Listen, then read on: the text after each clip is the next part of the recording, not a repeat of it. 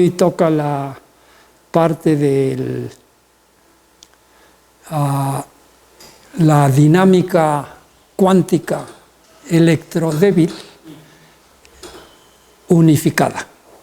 Entonces, es el primer ejemplo en el que el intento de Einstein de unificar gravitación y electromagnetismo se logró, pero entre las interacciones electromagnéticas y débiles, que desde luego están más cercanas entre sí. La gravitación como que se cocina por separado.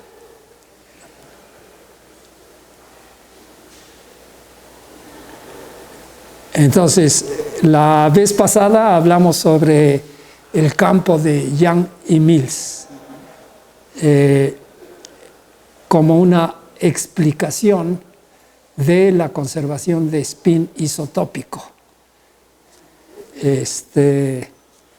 Y dejando abierto las dos posibilidades. Una, que los intermediarios tuvieran masa cero, si es que el alcance fuera infinito para la interacción en consideración. Y para las de corto alcance faltaba un ingrediente. Y este ingrediente fue el de rompimiento de simetría. Entonces, ahorita vamos a ver eso con detalle. Como preliminar a discutir precisamente la unificación electrodébil, desde la sesión anterior empezamos a hablar sobre decaimientos nucleares beta e interacciones débiles en partículas elementales. La interacción electromagnética es bien conocida, pero sí conviene tener la fenomenología para las interacciones débiles. El primer tipo de interacción débil que se reconoció fue el del decaimiento beta de los núcleos radioactivos. El descubrimiento de la radioactividad por Becquerel involucró precisamente la detección de lo que se llamaron rayos Becquerel, que se encontró que son electrones negativos. Entonces, en los decaimientos beta de los elementos naturales se emiten electrones negativos y, de acuerdo con Pauli, se tenía que emitir también una partícula neutra, muy ligera, a la que él bautizó con el nombre de neutrón. Pero cuando la partícula que ahora conocemos como neutrón se descubrió, no correspondía a las propiedades previstas por Pauli, porque el neutrón tiene una masa comparable a la del protón. En cambio, el neutrino, que fue el nombre que le escogió Fermi, y que es el neutro chiquito en italiano, tiene una masa muy, muy pequeña. Y entonces Fermi formuló desde el 34 la teoría de decaimiento beta, utilizando la electrodinámica cuántica como modelo. En la electrodinámica cuántica se tiene una densidad de energía de interacción electromagnética entre las densidades de carga y corriente y los potenciales vectorial y escalar, que aparece ahí encima como -1 entre C, J mu, A mu, como cuadrivectores que se contraen y que corresponde a considerar a ρ multiplicado por phi como la energía eléctrica y después 1 entre C J punto A, los trivectores de densidad de corriente y de potencial vectorial electromagnético. En el caso del decaimiento beta, en el que un neutrón se transforma en un protón y en un par de electrón negativo y neutrino, se tiene la contracción de dos cuadricorrientes. Una cuadricorriente nucleónica en que se transforma un neutrón en protón y por otra parte la corriente leptónica, el electrón y el neutrino son partículas ligeras. Y entonces a estas partículas ligeras se les conoce como leptones. En esa cuadricorriente se transforma, se produce un par de electrón negativo y de neutrino. En ese momento no se sabía cuántos tipos de neutrino se tenía y si había neutrino y antineutrino. Adicionalmente, el carácter cuadrivectorial de estas corrientes aparece a través de las llamadas matrices de Dirac, gamma mu, gamma mu. La ecuación de Dirac es básicamente gamma mu contraído con el cuadrivector de cantidad de movimiento energía igual a IH barra parcial con respecto a T. Es una ecuación lineal en la cantidad de movimiento y en la energía. Y predice partículas que tienen spin 1 medio. El protón, el neutrón, el electrón y el neutrino efectivamente tienen spin 1 medio. Y se dice que son partículas fermiónicas.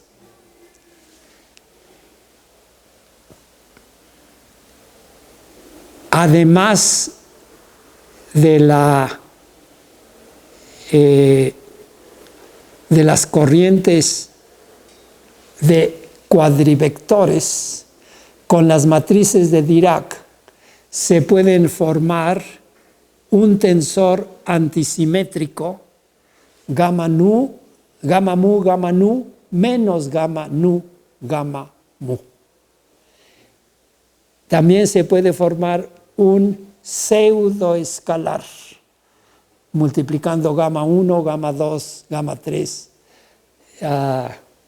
gamma 4, se obtiene una gamma 5 que bajo inversión espacial, x por menos x, y por menos y, z por menos z, cambia de signo.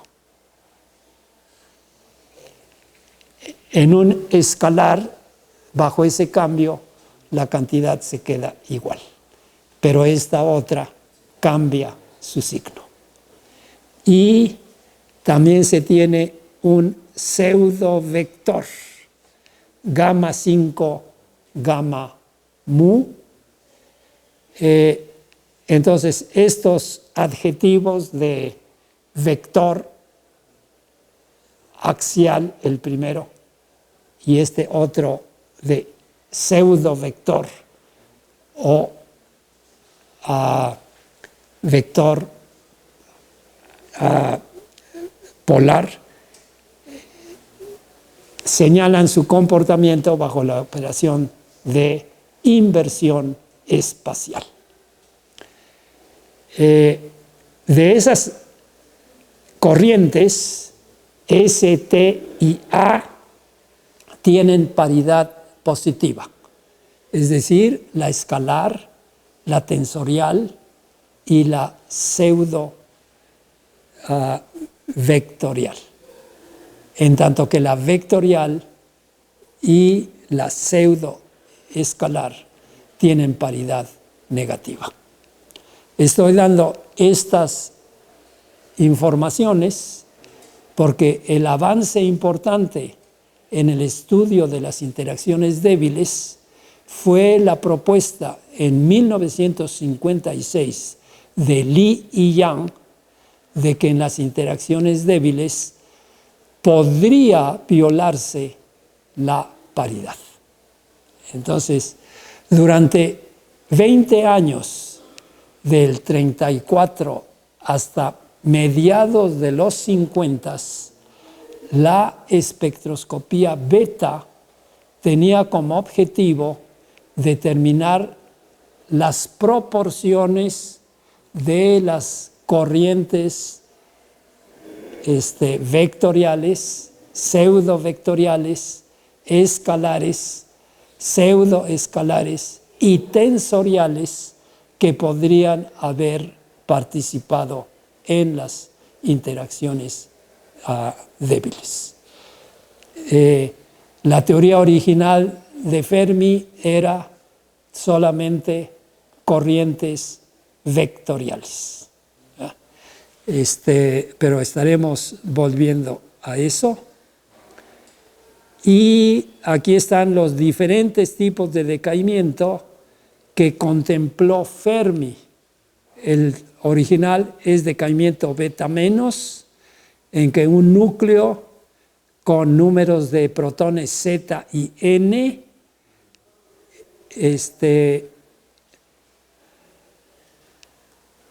emite un electrón negativo, transformándose a un núcleo que tiene una carga positiva adicional y un neutrón menos. Pero el número de nucleones es el mismo. Se dice que son isóbaros. Y la emisión del par electrón negativo y el neutrino.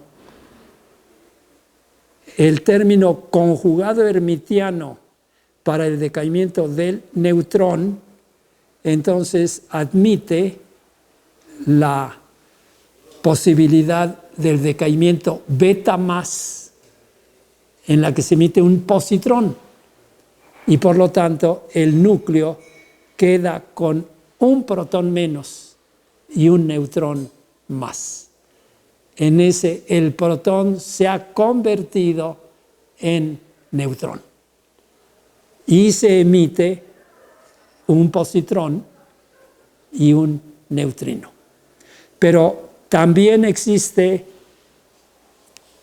dos procesos adicionales.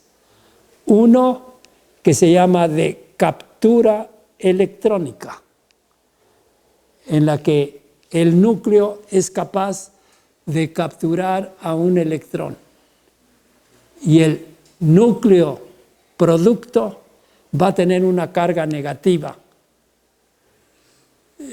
una carga menos, porque capturó un electrón y se transformó en neutrón. Y entonces el núcleo tiene las mismas características que en la emisión de positrones. Y el otro proceso que fue muy importante es la posibilidad de que el núcleo capturara un neutrino y en el proceso diera lugar a un núcleo que tuviera una carga negativa, una carga menos, porque la captura del neutrino vendría acompañada de la emisión de un positrón. Este proceso se llama decaimiento beta inverso y fue el que dio lugar a la detección del neutrino. A lo largo del camino voy a mencionar algunos de los problemas, precisamente con el entendimiento de estas partículas. Entonces, esos procesos se llaman decaimiento beta más, captura electrónica y decaimiento beta inverso. Y todos los tres procesos llevan al mismo tipo de núcleo final, ¿ya? Con una carga nuclear, una unidad menor y un neutrón adicional. Específicamente el último, para el caso del protón bombardeado con neutrinos, del decaimiento beta menos de neutrones en el reactor del río Savannah, condujo en 1956 a la detección del neutrino mediante la captura de neutrones producto en cadmio, que queda excitado y eventualmente emite rayos gamma. Y la aniquilación del positrón con un electrón negativo, produciendo dos rayos gamma. Y la detección del neutrino realizada por Rines y Cowan se dio en base a la detección en coincidencia de tres rayos gamma.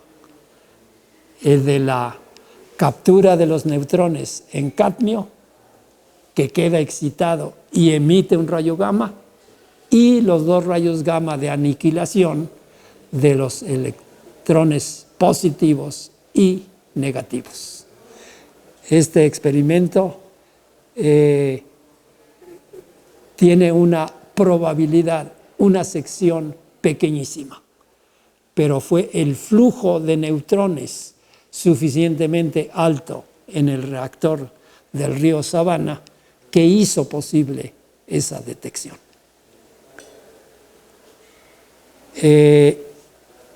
Otros procesos débiles involucran el decaimiento de los piones en muones y neutrinos.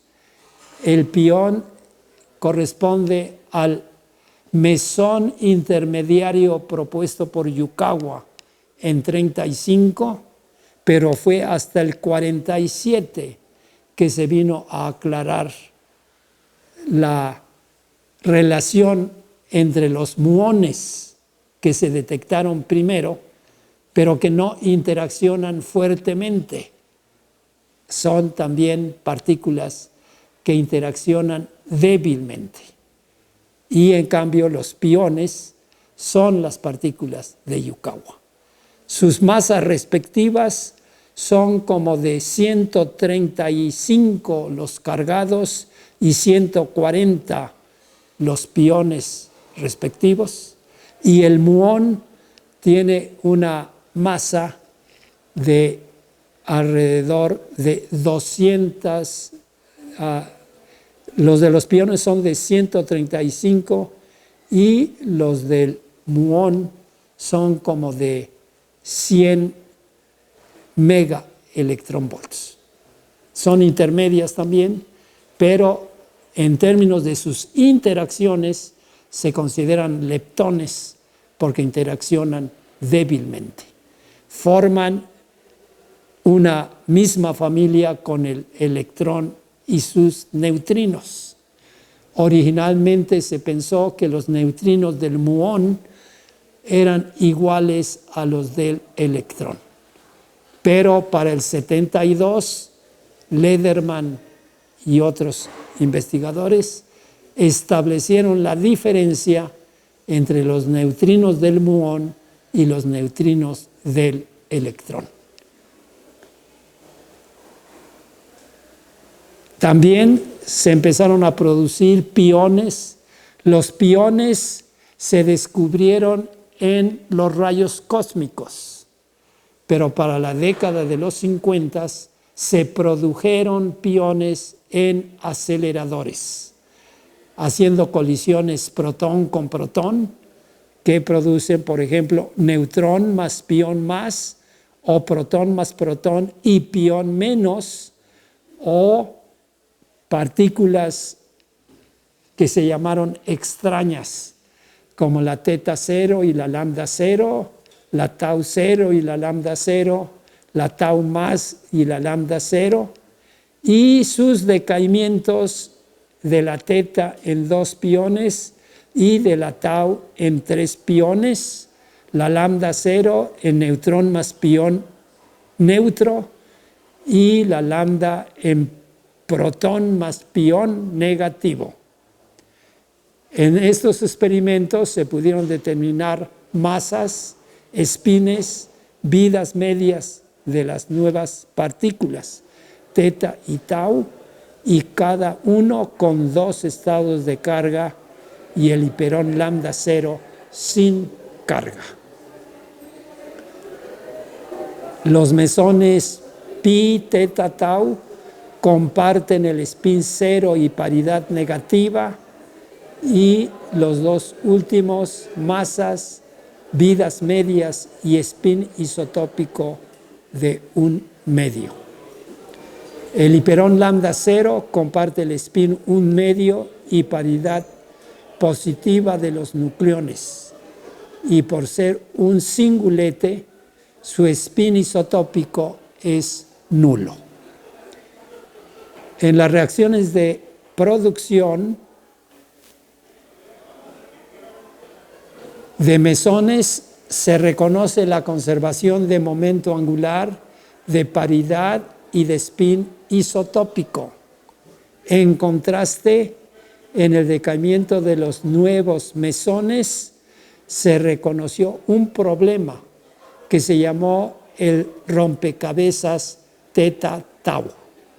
Teta se descompone en 2 piones, tau decae en 3 piones. Cada uno de los piones tiene paridad negativa.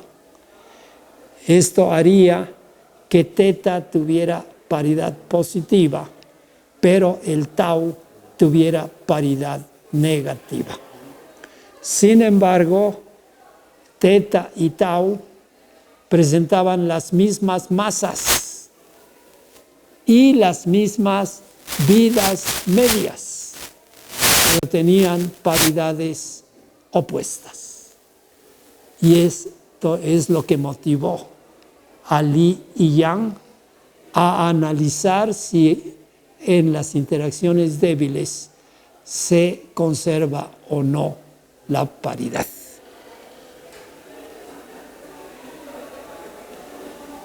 El rompecabezas teta-tau le sugirió que era necesario examinar la validez de la conservación de paridad en las interacciones débiles, y propusieron varios experimentos para decidir sobre esa validez y resolver el rompecabezas. Para principios de 1957 se empezaron a reportar los resultados de tales experimentos. El cobalto 60 polarizado emite rayos preferentemente en la dirección opuesta en la que apunta su momento magnético.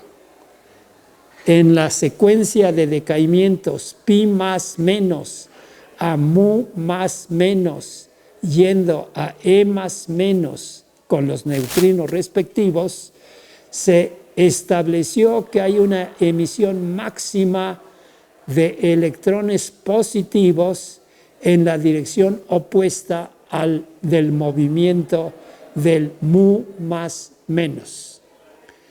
Para el verano, varios grupos de investigación establecieron que los rayos beta menos son emitidos preferentemente con sus espines opuestos a la dirección de movimiento,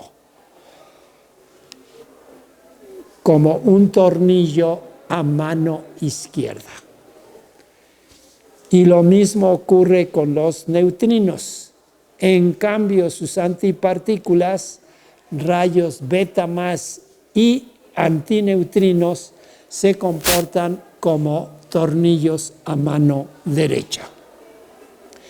En el otoño de 1957, Li y Yang recibieron el premio Nobel por su investigación penetrante en las llamadas leyes de paridad, que ha conducido a importantes descubrimientos sobre las partículas elementales.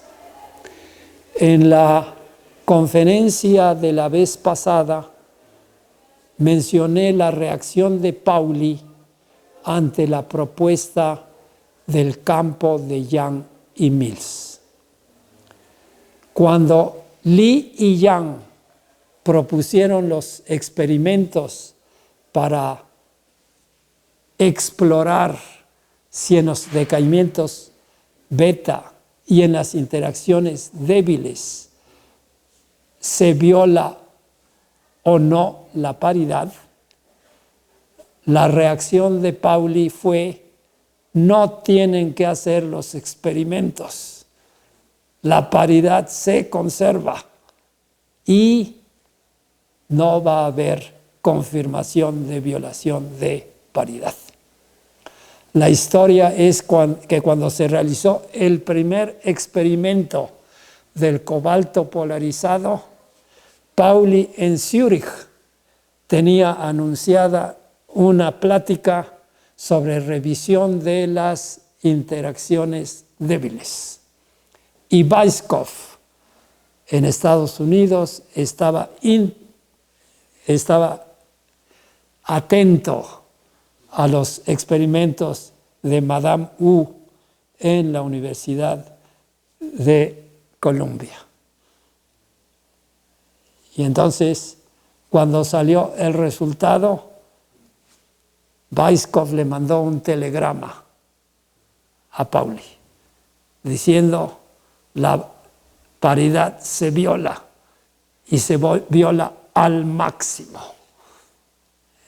Entonces, Pauli dijo: todo lo que preparé y les iba a hablar, ya lo tiré al cesto de la basura. Pero les voy a hablar sobre el experimento de Madame Wu. Y también dijo: qué bueno que nadie aceptó la apuesta de mi reloj de oro sobre mi predicción sobre el resultado de estos experimentos.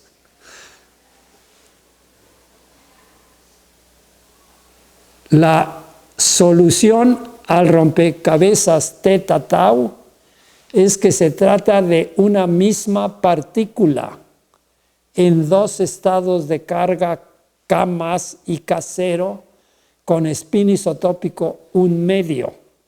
En sus decaimientos no se conserva la paridad y por lo tanto los productos pueden ser 2 o 3 piones.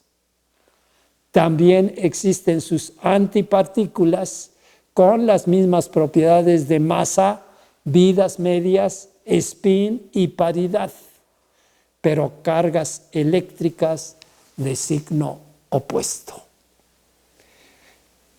En el mismo año, Landau, Li y Yang y Salam propusieron separadamente la teoría de neutrinos de dos componentes, considerando la descripción de los neutrinos con masa cero en la ecuación de Dirac y con la máxima violación de paridad, nu derecho, nu izquierdo, nu barra derecho, nu barra izquierdo, donde D e I corresponden a derecha e izquierda.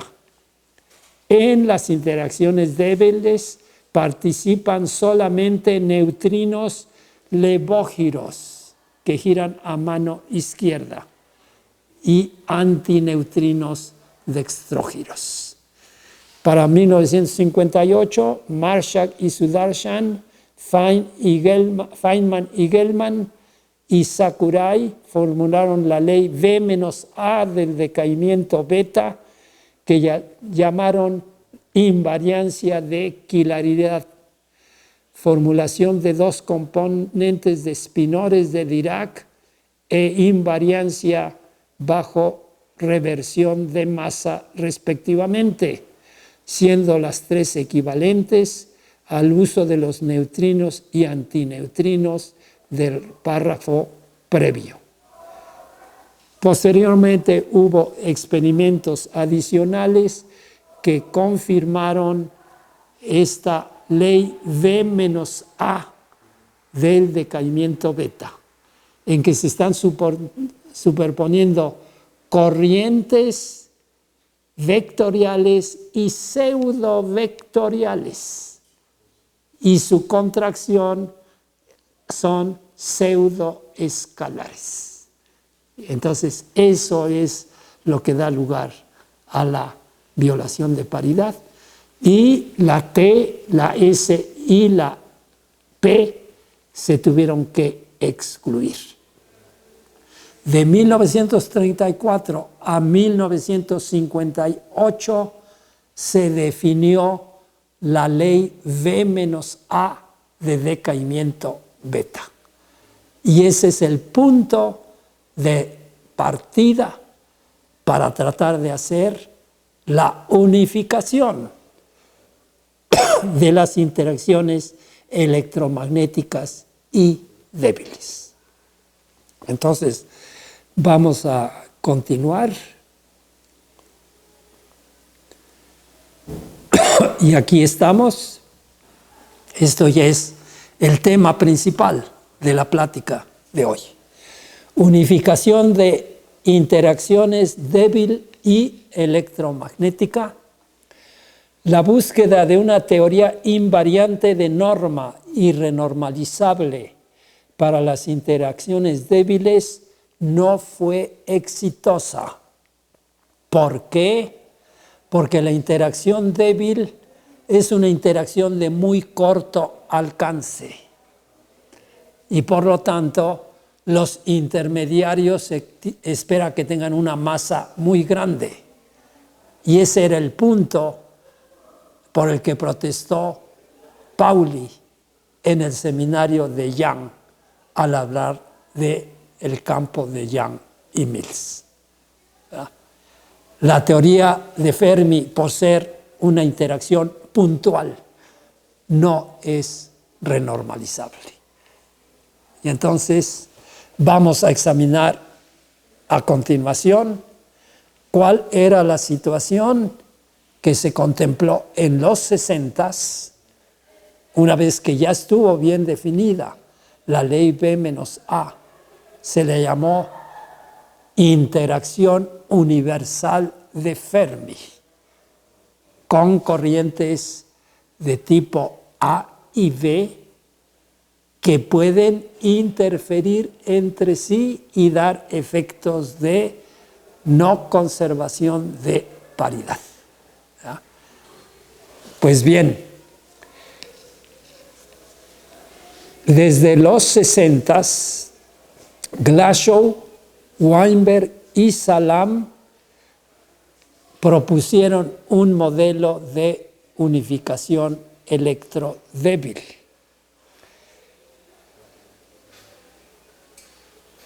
Las predicciones de este modelo se pusieron a prueba en los 70s y culminaron con la detección de los bosones vectoriales intermediarios de las interacciones débiles por equipos dirigidos por Rubia y van der Meer en CERN desde la primera mitad de los 80s.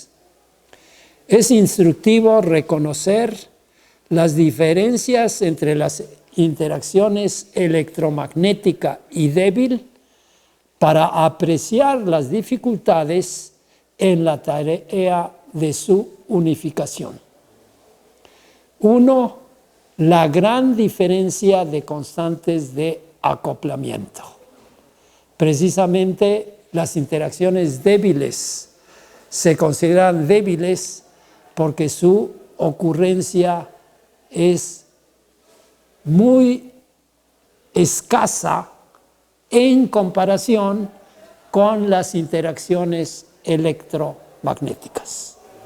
La constante de acoplamiento de Fermi es muchos órdenes de magnitud menores que la constante de acoplamiento en la electrodinámica cuántica, que es simplemente una cantidad adimensional que involucra el cuadrado de la carga del electrón, la constante de Planck en el denominador y la velocidad de la luz en el denominador, y que tiene un valor de alrededor de 1 sobre 137, lo que hace ver que en la electrodinámica cuántica se pudo hacer teoría de perturbaciones.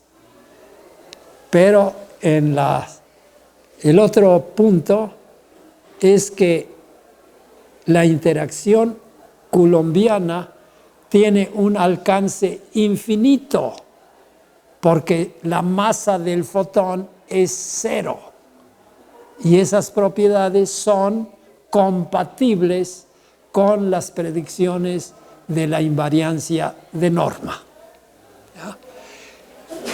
En contraste con el alcance casi nulo de la interacción puntual de Fermi y con la implicación de la masa nula del fotón y las grandes masas de los bosones intermediarios débiles.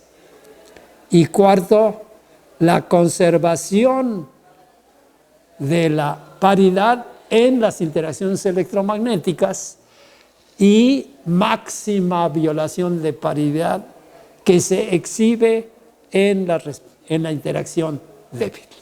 Estos son 4 puntos que se vieron como contradictorias.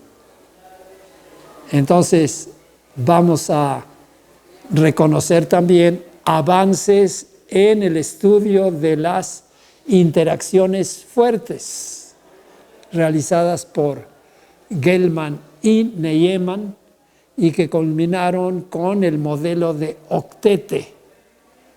Modelo de octete formado precisamente por el triplete de piones, los 2 dobletes de kaones, 3 más 4 son 7, y la predicción de un singulete adicional, que fue el llamado mesón omega.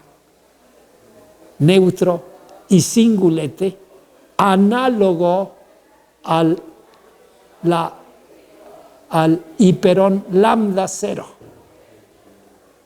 Y el doblete de nucleones, protón y neutrón, pero también un triplete de sigma más, sigma 0 y sigma menos, y también eventual descubrimiento de un doblete de Xi menos y Xi 0.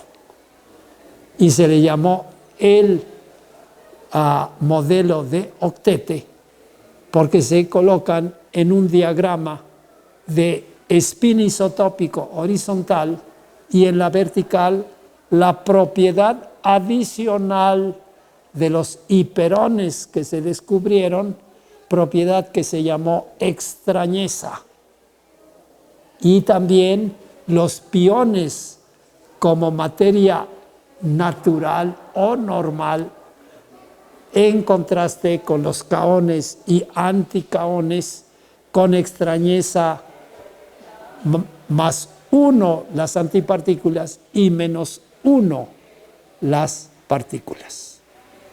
Este modelo de octete está ilustrado.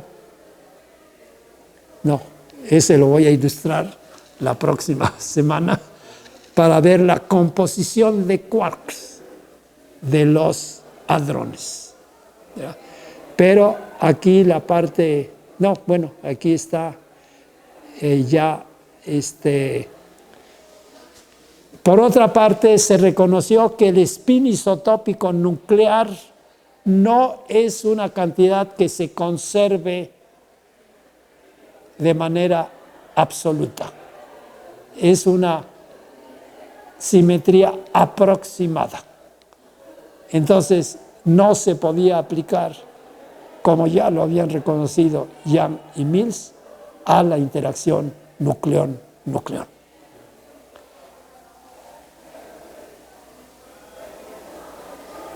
Glashow reconoció que sí existe una ley de conservación de spin isotópico. Cuando se propuso el modelo de octete, se consideraba al neutrón, al protón y a la lambda cero como 3 estados que tenían los elementos de spin isotópico 1 medio y extrañeza 0 los nucleones, y la lambda 0, spin isotópico 0, pero extrañeza -1. Y a partir de eso se entendía las propiedades de sus compañeros.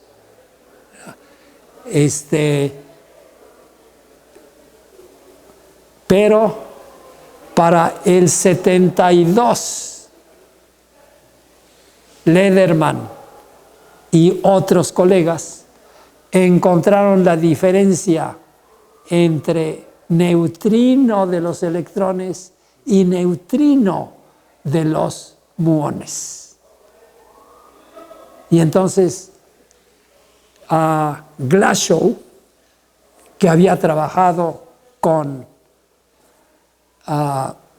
Schwinger, ya había aprendido a través de Schwinger que se podía considerar un grupo SU2 de spin isotópico débil.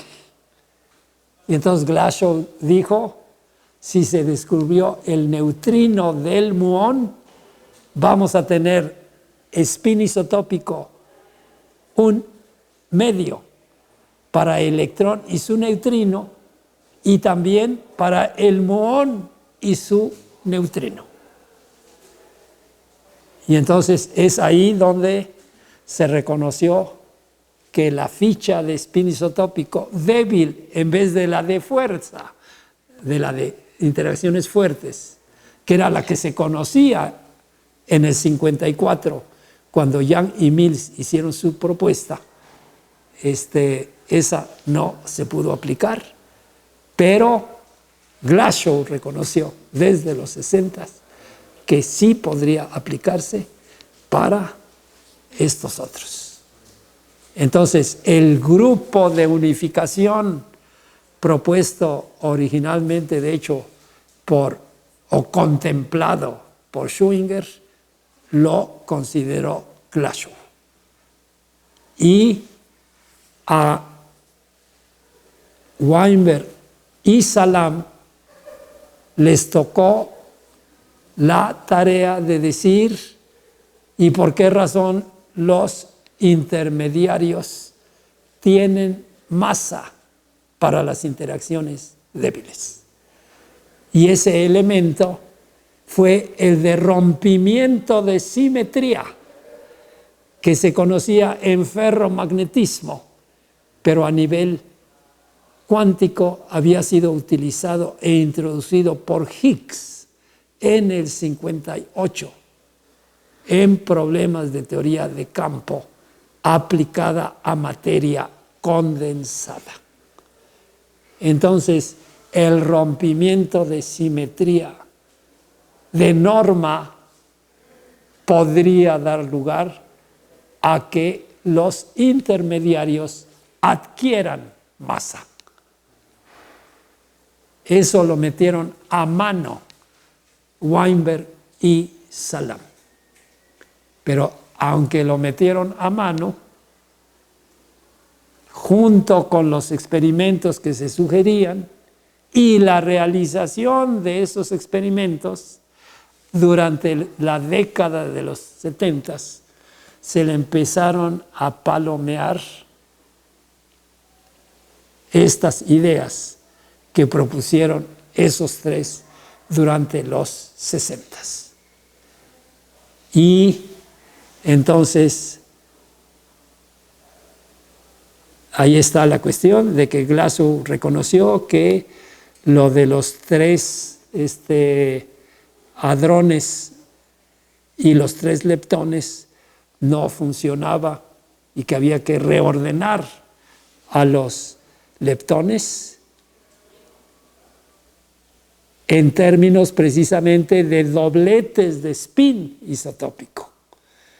Neutrón, protón, electrón, neutrino del electrón, y ya en composición de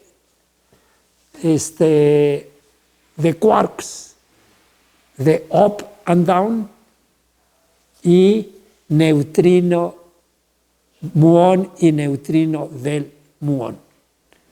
Entonces las interacciones débiles se reformularon dentro del modelo de quarks con dobletes de spin isotópico, no de los nucleones, sino del up y del down. Ese es el gran cambio. Y Glashow dijo, hay una primera generación de quarks y de leptones, y entonces se tiene una segunda generación. Y eso tuvo valor predictivo, porque Glashow dijo, debe de haber un cuarto quark, que se vino a descubrir en el 74, y del que hablaré la semana que entra.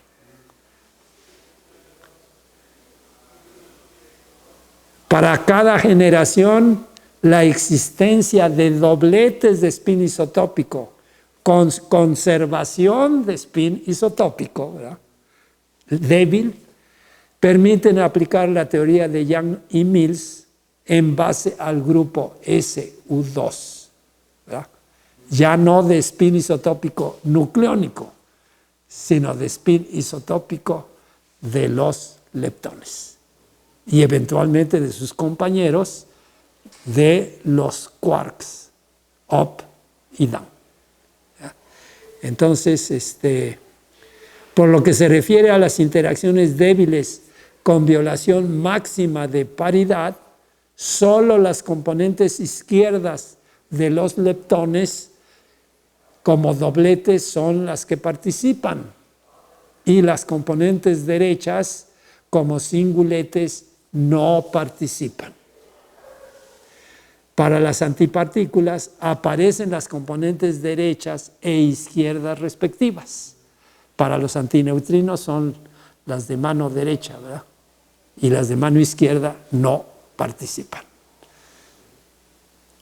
En cada caso, las componentes correspondientes de quarks complementarios son las que participan o no participan.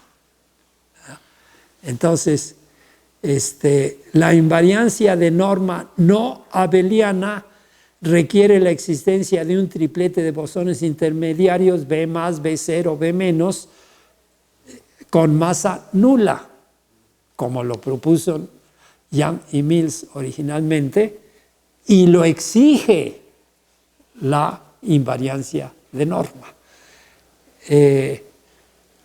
con masa nula además. Los quarks y los leptones de los dobletes pueden emitir o absorber estos bosones. Entonces ahí están los diferentes ejemplos, ¿verdad?, de decaimientos de los diferentes tipos de quarks de esa generación y los leptones correspondientes.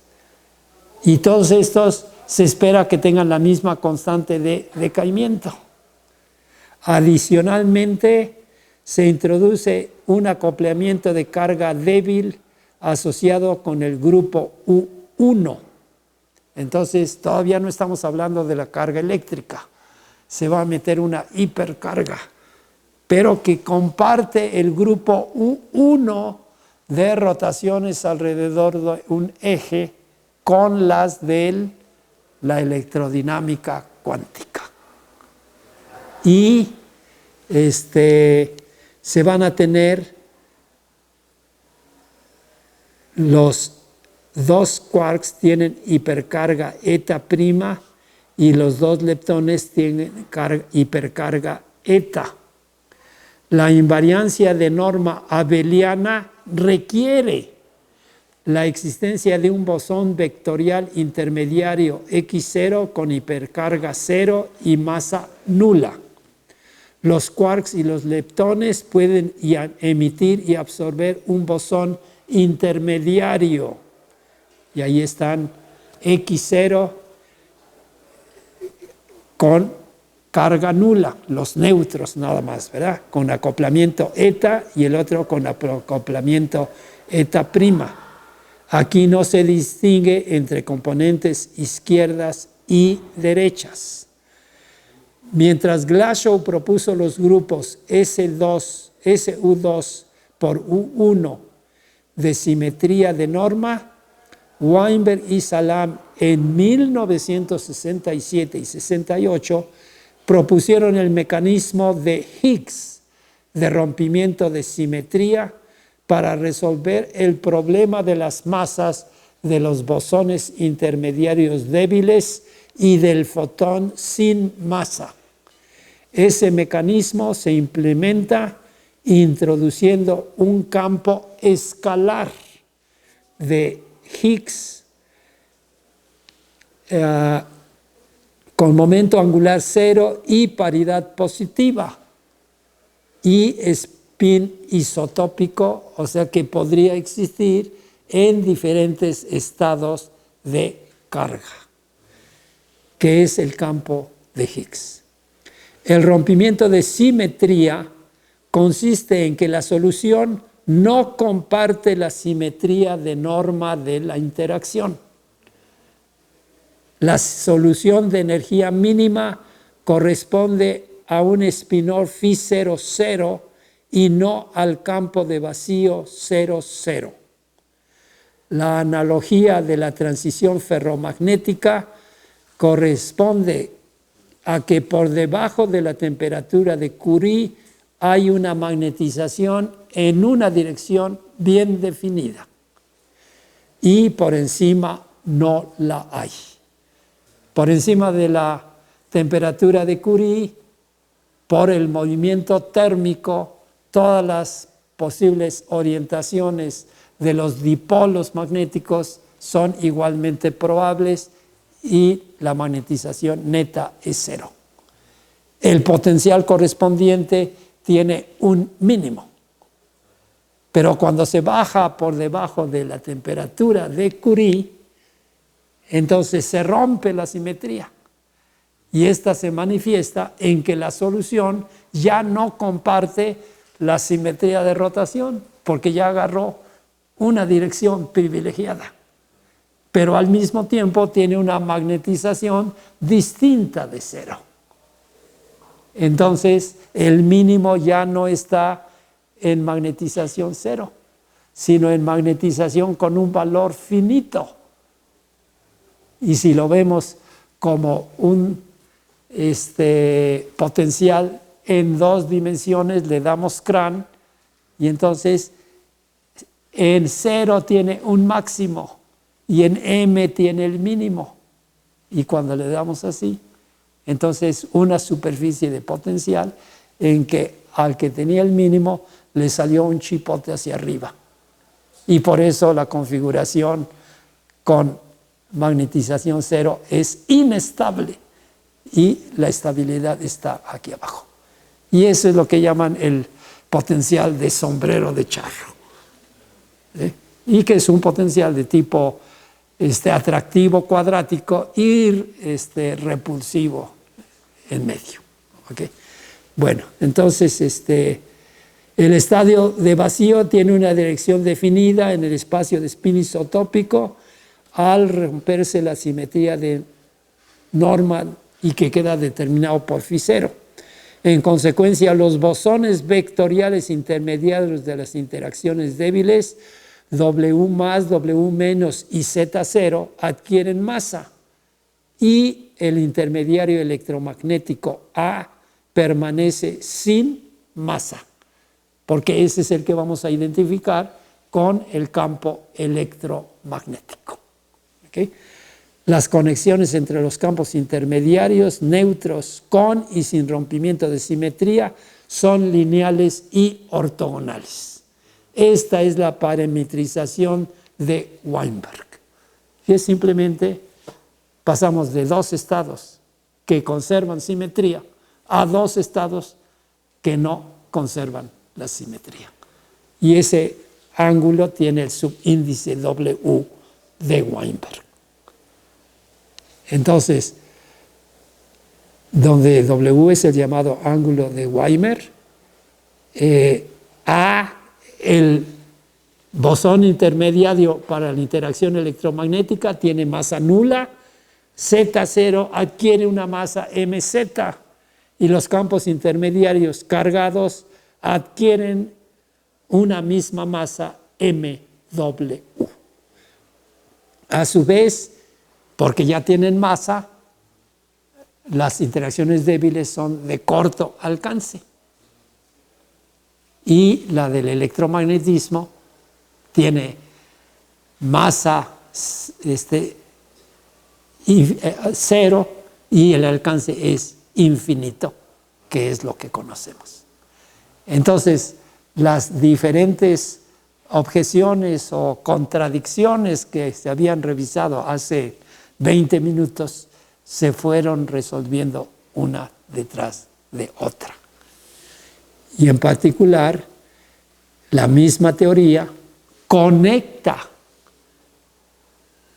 la constante de acoplamiento de Fermi y electromagnética como las reales en términos de las que se suponen para el modelo con invariancia de norma antes del rompimiento de simetría. Y entonces la conexión entre las constantes de acoplamiento, que se llaman G1 y G2, ¿verdad?, son tangente del ángulo de Weinberg, es la razón entre ellos, y aquí tenemos otro parámetro que son G1 coseno del ángulo y G2 seno del ángulo. Desde luego hay que tomar en cuenta que esa es como una rotación, ¿verdad? Entonces estamos utilizando la rotación de y también se tienen las relaciones con las masas de los bosones intermediarios cargados y neutros y la constante de acoplamiento de Fermi. Entonces está la constante de acoplamiento electromagnética y la de Fermi con las masas de los bosones intermediarios respectivos. ¿Sí? Entonces, las predicciones más importantes del modelo de unificación electrodébil corresponden a los procesos mediados por Z0 y las corrientes neutras. En los 70 se estableció experimentalmente los diferentes procesos de interacciones precisamente mediadas por Z0 o de corrientes neutras, y eso permitió hacer las estimaciones del parámetro de Weinberg y eventualmente también de las masas de los bosones intermediarios. Para los fines de los 70s, por una parte, Rubia y van der Meer propusieron la reconfiguración de los anillos de almacenamiento de protones en CERN para hacer experimentos de protón-antiprotón para producir las W más menos y la Z0, pero también para el 79 se tenía suficiente información experimental que era el año del aniversario del nacimiento de Alberto. Y los del premio Nobel decidieron celebrarlo dándole el premio a Glashow, Weinberg y Salam. Precisamente Glashow, Weinberg y Salam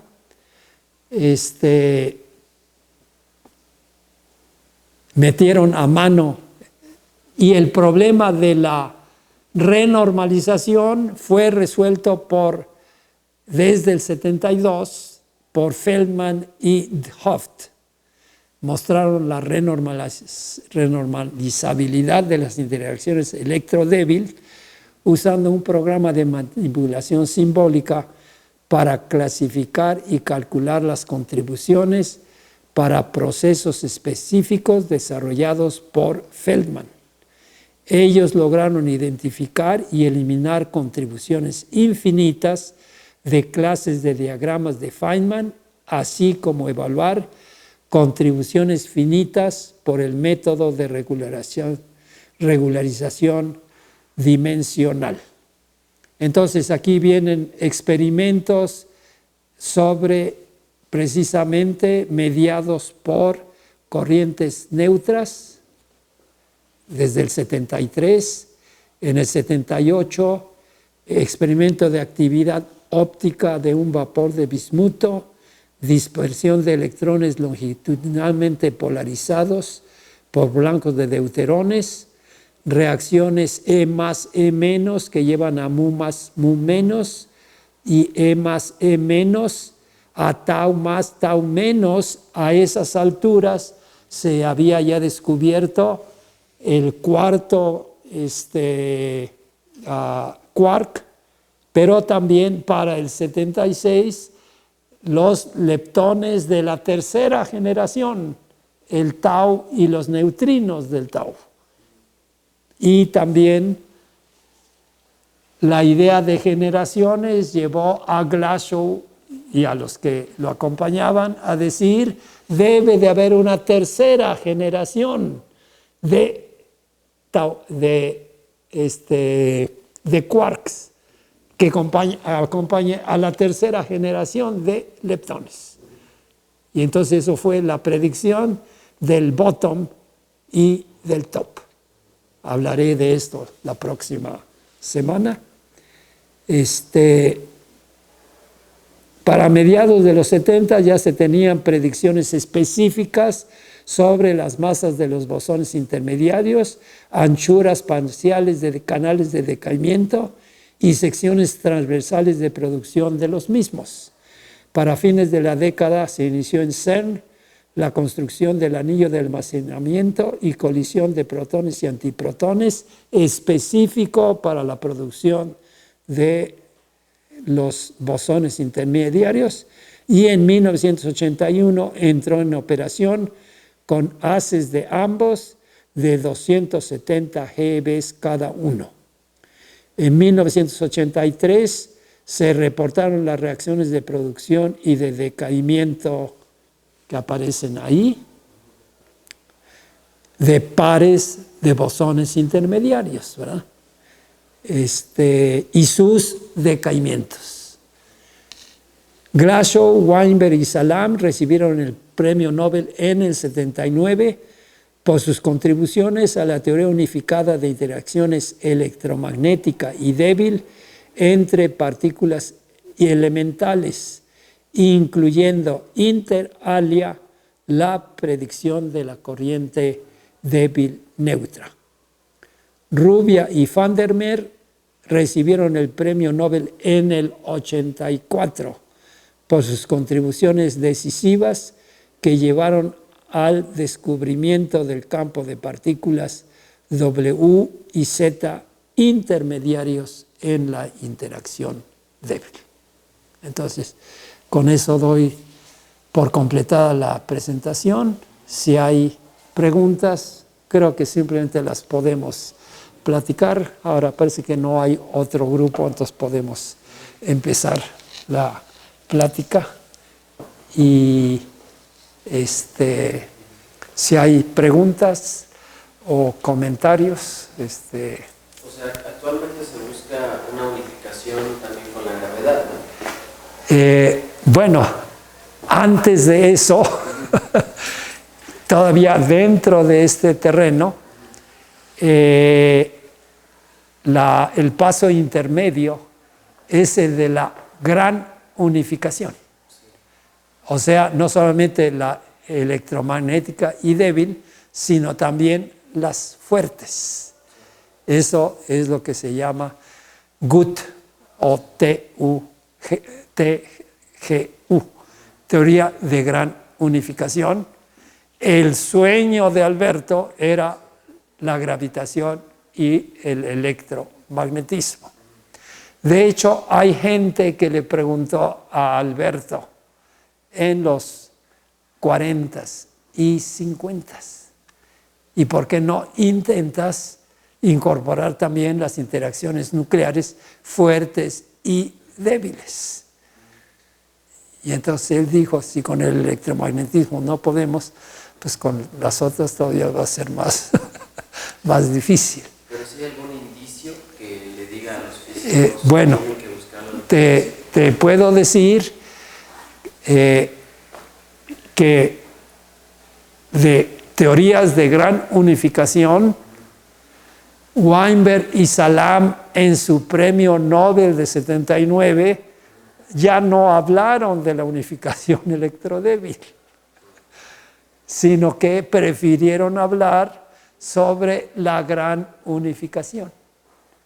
Y Glashow, del lado de Glashow, Georgi, uno de sus alumnos, analizó el grupo SU5 desde los 70s y tuvo predicciones específicas en las que decía, la predicción es que el protón no es estable.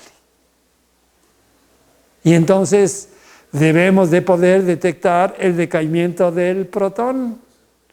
Y con ese modelo tenía predicciones que para las instalaciones que se tenían y la predicción de Georgi se deberían de haber podido detectar en los 80s y 90s. Pero precisamente hacia el final de los 80s, la estadística acumulada dijo, el grupo SU5 con esta predicción específica no vale. Ahora, la otra de incorporar, ¿verdad?, la interacción gravitacional, a lo que la gente le ha apostado ha sido precisamente con la supersimetría. Entonces, aquí tenemos fermiones y bosones, ¿verdad?, que la hacen de intermediarios. En la supersimetría extiendes eso.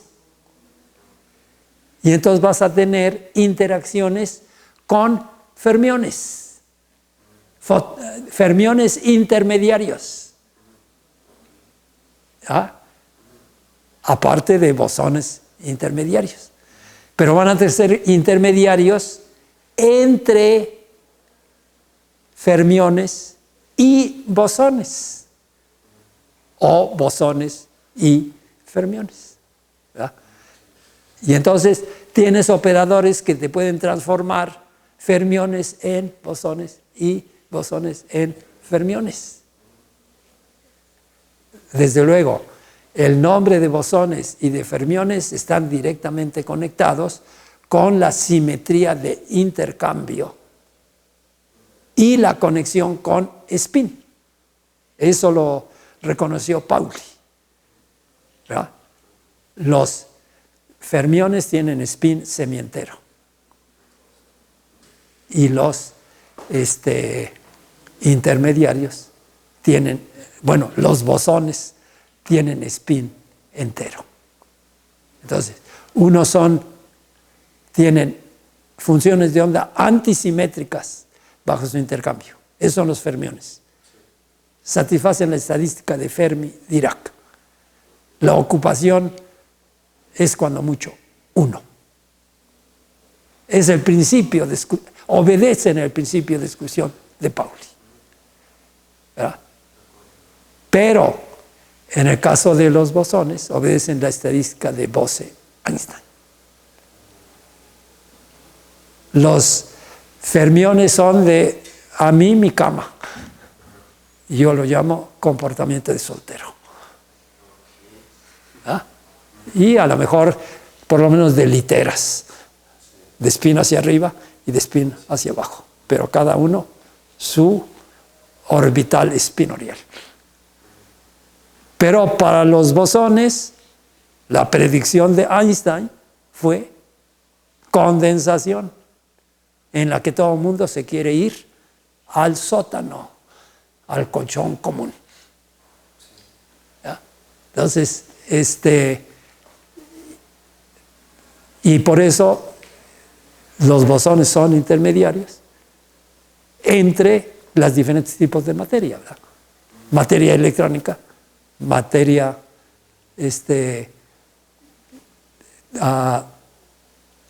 los mesones de Yukawa son intermediarios, ellos tienen spin cero, paridad negativa, son mesones pseudoescalares, ¿verdad?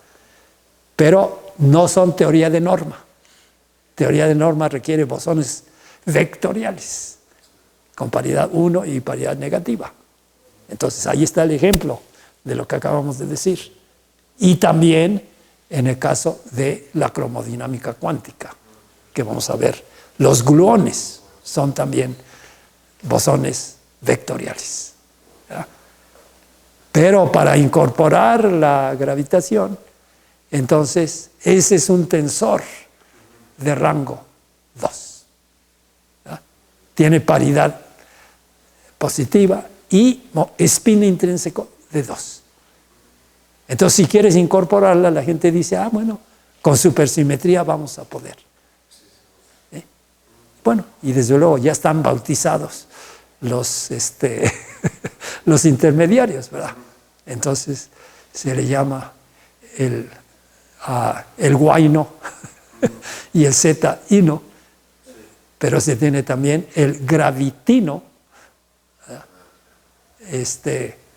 Y se tienen también los S-quarks, etcétera. Entonces, depende de qué tipo de conexión sea la que quieras. Bueno, pues entonces, ¿no hay alguna otra pregunta? Bueno, pues muchas gracias.